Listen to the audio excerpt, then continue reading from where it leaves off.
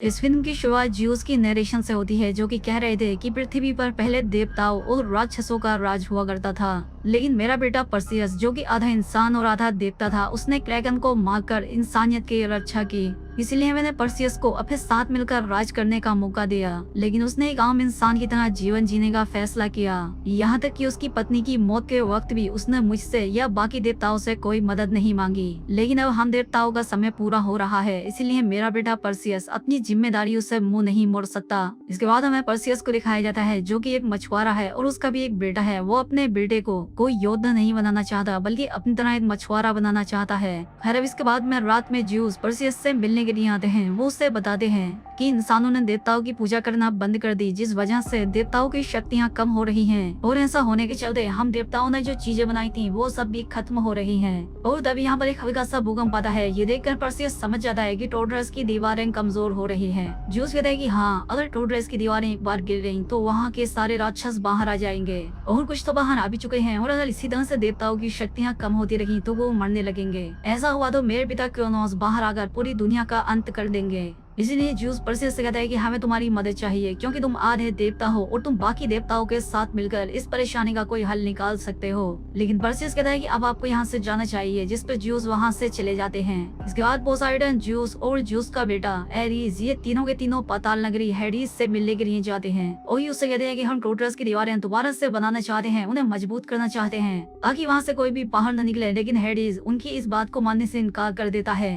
लेकिन हेडिस, जिसे ज्यूस ने स्वर्ग से निकालकर पाताल में भेज दिया था, वो इन पर आक्रमण कर देता है, जिसमें पोसाइडन घायल हो जाता है, जबकि एरिस अपने ही पिता ज्यूस पर हमला कर देता है। वो उन्हें कैद कर लेता है, जिससे हमें समझ आ जाता है कि ये एडिस के साथ मिला हुआ है। और वही टार्टरस की वोट कमजोर होने की वजह से उसमें से बहुत सारे राक्षस बाहर निकलकर तबाही मचाने लगे थे। और इन्हीं सब में से एक राक्षस था जिसके 2 मुंह थे। वो अपने मुंह से आग निकालकर परसियस के गाँव को तबाह करने लगता है।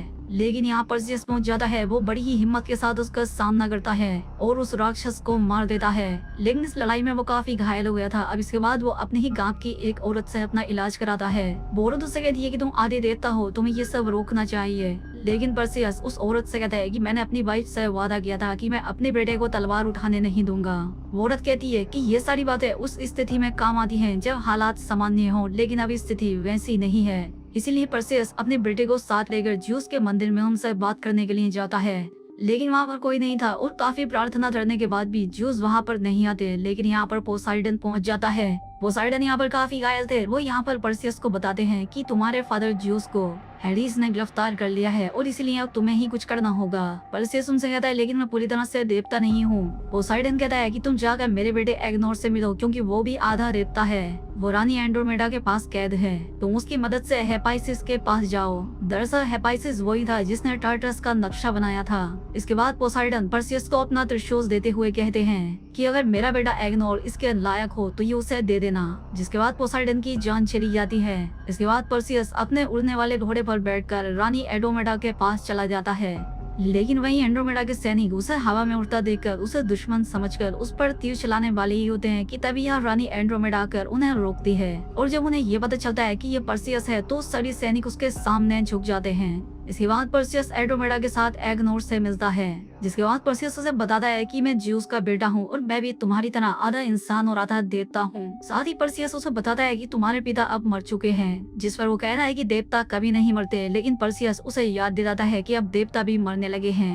एग्नोर उससे कहता है कि अगर रानी एंड्रोमेडा मेरे शहर के वजन जितना सोना मुझे देने का वादा करे तो मैं तुम्हारी मदद कर सकता हूँ। और इसीलिए रानी एंड्रोमेडा उसे सोना देने का वादा करती है। इसके बाद ये दोनों रानी एंड्रोमेडा और उसके कुछ सैनिक उस टापू पर जाने के लिए निकल पड़ते हैं जहाँ की हिपेस्टस रहा करता था। रास्ते में एंड्रोमेडा परसियस से सवाल करती है कि ये हेपेस्टियस कौन है, जिस पर परसियस कहता है कि ये भी एक देवता है और इन्होंने ही ज्यूस, पोसाइडन और हेडिस का अस्त्र बनाया था। और अगर इन तीनों अस्त्रों को जोड़ दिया जाए तो एक ऐसा महाविनाशक अस्त्र बनेगा जिससे क्रोनोस को मारा जा सकता है। दूसरी तरफ एग्नोर, जिसे उसके पिता ने अपना त्रिशूल दे दिया था, उस त्रिशूल की मदद से वो सभी को हेपेस्टियस के टापू पर ले आता है। लेकिन इस टापू पर बहुत सारे जाल बिछे होते हैं, जिसमें से एक में एग्नोर फंस जाता है। जिसके बाद कोई उस जाल को अपनी तरफ खींचने लगता है।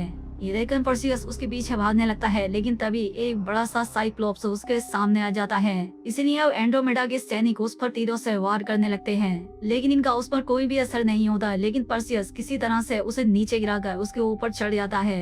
अब यहाँ पर और भी साइक्लोप्स पहुंच जाते हैं, जिन्हें देखकर पर्सियस पोसाइडन का वो त्रिशूल निकाल लेता है। उसके हाथ में ही त्रिशूल देखकर सभी साइक्लोप्स उसके सामने घुटने टेक देते हैं, जिसके बाद ये एग्नोर सहित उन सभी को हेफेस्टियस के पास ले जाते हैं। यहाँ पर जो हेफेस्टियस को यह पता लगता है कि पोसाइडन मर चुका है और ज़्यूस हेडिस की कैद में है, तो वो कहते हैं कि दुनिया का अंत करीब आ गया है। जिस पर पर्सियस उससे कहता है कि तुमने इतने ताकतवर हथियार बनाए हैं और अब आप ही हमारी मदद कर सकते हैं। जिसमें हेफेस्टियस कहते हैं कि एक बार मैंने हेडिस की मदद की थी, लेकिन बदले में तुम्हारे फादर ज़्यूस ने मेरी शक्तियाँ छीन ली और अब मैं सिर्फ एक मामूली इंसान बन चुका हूँ। जिस पर एंड्रोमेडा उससे कहती है कि आप एक इंसान होकर भी हमारी मदद कर सकते हैं। हेफेस्टियस को एंड्रोमेडा की आंखें अपनी वाइफ की जैसी लगती हैं और अब इसीलिए वो इनकी मदद करने के लिए तैयार हो जाते हैं। वो कहते हैं कि अगर हेडिस ने ज़्यूस को पाताल में कैद किया है तो जरूर उसने ज़्यूस को टार्टलस के बीचों बीच कैद किया होगा, जहाँ पर कि क्रोनोस उसकी शक्तियों को चूस रहा होगा। लेकिन वो कहते हैं कि मैंने टार्टलस में जाने के लिए एक खुफिया रास्ता भी बनाया था, जिसके जरिए हम ज़्यूस तक पहुँच सकते हैं। दूसरी तरफ हम ज़्यूस को देखते हैं, जो कि सच में टार्टस की दीवारों के बीचों बीच था, और वहीं दूसरी तरफ अब ये सब भी टार्टस की दीवारों तक पहुंच चुके थे। और तभी वहाँ पर अचानक से एरिस आकर इन पर हमला कर देता है, जो कि एंड्रोमेडा के साथियों को मार देता है। साथ ही साथ वो पर्सियस पर भी भारी पड़ रहा था। लेकिन इतने में ही हेफेस्टियस उस खुफिया दरवाजे को खोल देते हैं, जिससे होकर ये सभी लोग ज़्यूस तक जाने वाले थे। जिसके बाद इस दरवाजे से होकर एग्नोर, पर्सियस और एंड्रोमेडा अंदर चले जाते हैं। लेकिन एलिस हेफेस्टियस को आखिर में अपना शिकार बना लेता है और अंदर पहुंचकर ये तीनों एक नक्शे की मदद से आगे बढ़ रहे होते हैं। और वहीं अंदर आने पर टार्टस की दीवारें थोड़ी थोड़ी देर में ही अपनी जगह बदल रही होती हैं। इसलिए ये सभी लोग बड़ी ही सावधानी के साथ कदम बढ़ाते हुए आगे बढ़ते हैं, क्योंकि यहाँ पर कोई भी एक छोटी सी गलती इनकी जान ले सकती थी। दूसरी तरफ ज़्यूस हेडिस से सवाल करते हैं कि मैंने तुम्हें पाताल लोक भेज दिया, लेकिन क्या तुम फिर भी मुझे माफ कर सकते हो? ज़्यूस कहता है कि तुमने तो मुझे इस तरह से आग की जंजीरों में बांध रखा है, लेकिन फिर भी मैं तुम्हें माफ कर रहा हूँ। ये बात सुनकर हेडिस भी ज़्यूस के लिए थोड़ा नर्म हो जाता है। लेकिन वहीं एरिस इन दोनों को इस तरह से बातें करता देखकर वो हेडिस पर टूट पड़ता है, जिसके बाद वो ज़्यूस के हथियार से हेडिस को मारने ही वाला होता है कि ज़्यूस अपने उस अस्त्र को अपनी शक्तियों से रोक देते हैं, जिस वजह से वो हेडिस को मार नहीं पाता। और अब हेडिस को संभलने का मौका मिल जाता है। वो उठकर एरिस से लड़ने लगते हैं, जिससे ये दोनों यहाँ पर बनी एक ज्वालामुखी की तरफ गिरने लगते हैं। इतने में ही यहाँ पर पर्सियस भी पहुंच जाता है और वो ज़्यूस को आजाद कराता है। लेकिन तब तक क्रोनोस ने ज़्यूस की काफी सारी शक्तियाँ चूस ली थी, जिस वजह से ज़्यूस काफी बूढ़े हो गए थे। खैर अब पर्सियस ज़्यूस को लेकर यहाँ से जाने लगता है कि तभी उसके सामने फिर से एरिस आ जाता है, जिसके पीछे से हेडिस भी आकर उसे ज़्यूस को कुछ भी करने से रोकता है। इसके बाद इन दोनों में वापस से लड़ाई शुरू हो जाती है। अब इतने में ही पर्सियस ज़्यूस को लेकर बाहर जा ही रहा होता है। इतने में ही एरिस पोसाइडन के त्रिशूल से ज़्यूस पर वार करता है, जिससे ज़्यूस काफी घायल हो जाते हैं। लेकिन इससे पहले कि एरिस कुछ और कर पाता, ज़्यूस पर्सियस से हेडिस का वो अस्त्र लेकर उसे पोसाइडन के त्रिशूल से जोड़ देते हैं, जिससे तेज रोशनी के साथ ये लोग वहाँ से गायब हो गए रानी एंड्रोमेडा के राज्य में टेलीपोर्ट हो जाते हैं। लेकिन अब ज़्यूस काफी कमजोर हो चुके थे, जो कि पर्सियस से उन तीनों हथियारों को जोड़कर क्रोनोस से लड़ने के लिए कहते हैं। लेकिन पर्सियस के पास सिर्फ 2 ही अस्त्र थे, क्योंकि ज़्यूस का अस्त्र एरिस के पास था। इसीलिए वो टेलीपोर्ट पावर का इस्तेमाल करके अपने भाई एरिस को लड़ाई की चुनौती देता है। और अब इसीलिए एरिस पर्सियस की बताई हुई जगह पर पहुंच जाता है। लेकिन उसके पास पर्सियस का बेटा होता है, जिस पर पर्सियस उससे विनती करता है कि प्लीज मेरे बेटे को इस लड़ाई से दूर रखो। एरिस कहता है कि मैं इससे कुछ नहीं करूंगा, बल्कि इसके सामने इसके बाप को यानी कि तुम्हें मारूंगा। जिसके बाद इन दोनों के बीच एक बहुत ही भयंकर लड़ाई होती है। दूसरी तरफ क्रोनोस टार्टरस की दीवारों से आजाद हो चुका था। अब बहुत सारे राक्षस बाहर पृथ्वी पर आ चुके थे। वो बाहर आकर काफी आतंक मचा रहे थे और रानी एंड्रोमेडा और उसके सैनिक इन राक्षसों का सामना कर रहे थे। दूसरे राउंड ज़्यूस को देखते हैं, जो कि अधमरी हालत में थे। तभी उनके पास हेडिस आकर उनके कान में कहता है कि मैंने तुम्हें माफ कर दिया है। ऐसा कहकर वो उनके हाथ को पकड़ता है, जिससे ज़्यूस की शक्तियाँ वापस लौट आती हैं और वो जवान हो चुके थे। अब ये दोनों भी बाहर आकर उन राक्षसों का सामना करने लगते हैं। बाहर क्रोनोस ने चारों तरफ तबाही मचा रखी होती है और ये उसे रोकने की कोशिश करते हैं, लेकिन अब ये उतने शक्तिशाली नहीं थे। इनके पास इनके हथियार भी नहीं थे, इसीलिए ये उसे रोक नहीं पाते और इनकी सारी शक्तियाँ खत्म हो जाती हैं। जबकि दूसरी तरफ चल रही पर्सियस और एरिस की लड़ाई में पर्सियस एरिस को मार देता है और फिर वो उन तीनों अस्त्रों को मिलाकर एक महाअस्त्र बना लेता है। अब वो अपने उड़ने वाले घोड़े पर बैठकर क्रोनोस की तरफ जाने लगता है।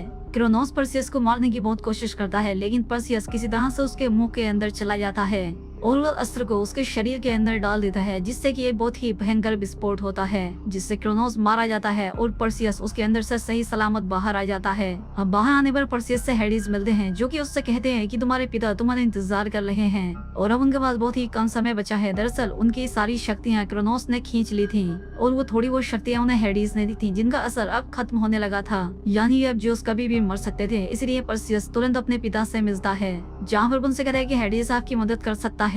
ज्यूस कहते हैं कि वो पहले ही कर चुका है और अब देवताओं का राज खत्म हुआ, अब किसी की कोई कुर्बानी नहीं होगी। ज्यूस अपने बेटे को बोलते हैं कि शुक्रिया मेरे बेटे, और इसके बाद वो मिट्टी बनकर उड़ जाते हैं।